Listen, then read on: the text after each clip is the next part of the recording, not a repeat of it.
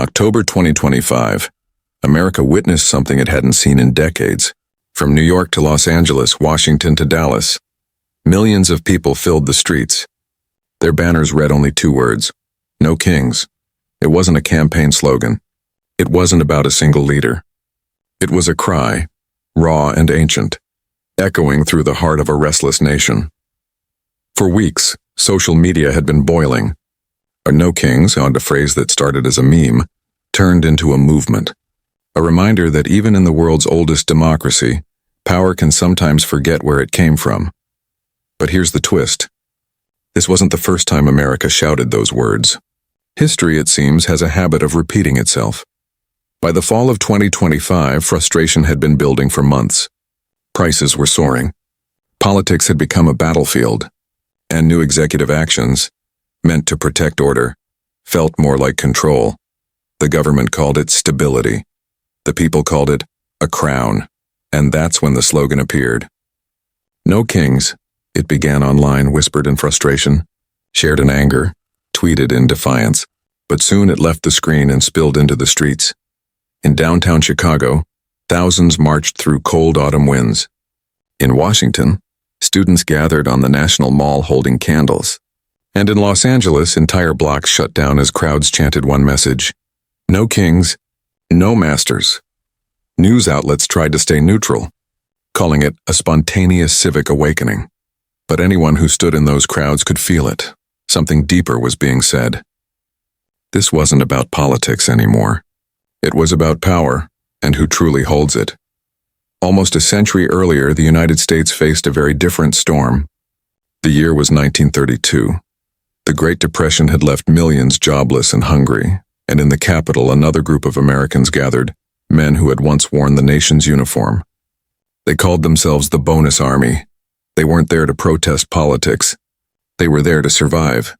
World War I veterans, promised payment for their service, came to Washington, D.C. asking for what was owed. But the government refused. And what began as a peaceful demonstration ended in chaos. Under direct orders, soldiers advanced on their own, burning tents, using tear gas, driving out the veterans and their families. The same government they had fought for turned against them.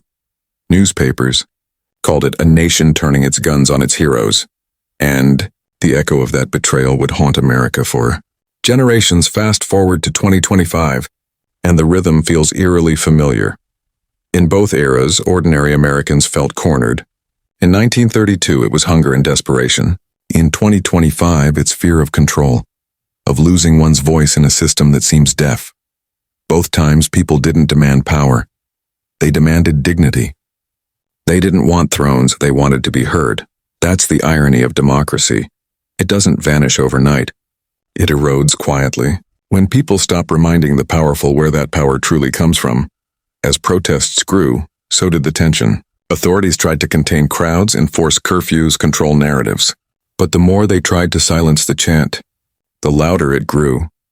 Journalists compared it to the civil rights marches of the 1960s. Some politicians called it unpatriotic. Others called it a rebirth of the American spirit. Meanwhile, online debates raged. Was this movement protecting democracy or threatening it? Was it about unity or rebellion? But maybe it was both. Because when a nation argues about freedom, it proves it still remembers what freedom means. The founders of the United States built a system designed to resist kingship. Checks, balances, limits, and all to ensure that no one man or woman could rise above the people. And yet, every few generations, America seems to forget. From the Bonus Army in 1932 to the No Kings marches of 2025, the message has always been the same. We do not serve the crown. We serve the people. History may not repeat word for word, but it always rhymes. And when it does, it reminds us that freedom isn't a gift. It's a fight renewed again and again. As the protests of 2025 fade into memory, one question remains. Will this moment become another forgotten chapter, or the spark of something greater? Every generation faces a choice: to be ruled or to be remembered. And perhaps that's what No Kings has always meant. A promise whispered from the past to the present. that liberty lives only as long as courage speaks.